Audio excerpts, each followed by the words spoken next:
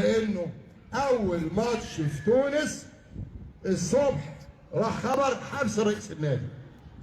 طب اعمل ده في النادي الاهلي اللي الرئيس ما بيتحبس، ما عندوش حد بيتحبس ولا بيتحبس ولا بيجمد ولا بيتحل. اوعى تعمل مقارنه. مقارنه بايه؟ ده كويس ان النادي ده عايش وخدت 13 بطوله في حوالي شهر. رجعت لقيت النادي زيرو. هو انت لما تروح تلعب ورئيس ناديك محبوس، انا كلاعب مين يديني الفلوس؟ عادي، استقرار. ضمن اللي حصل لنا خليه في النادي الاهلي.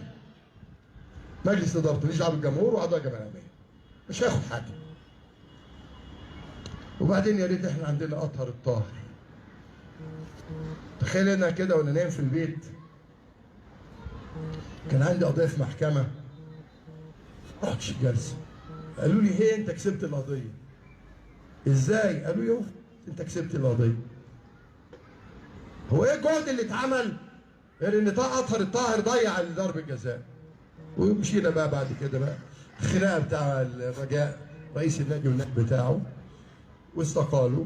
وبعدين نادي الترجي الجمهور شتم بعضه وضرب بعضه وسته اتعوروا. والجماعه بتوع المغرب بتوع الوداد لما جيهم هنا مشكورين، احرف لاعب عندهم بدل ما يلعب راح عمل عمليه الزايده الدوديه في القصر العيني. خلاص كفايه بقى. اوعى تقارن الزمالك باي حد تاني، اوعى. شايف يقول لك ايه؟ الاهلي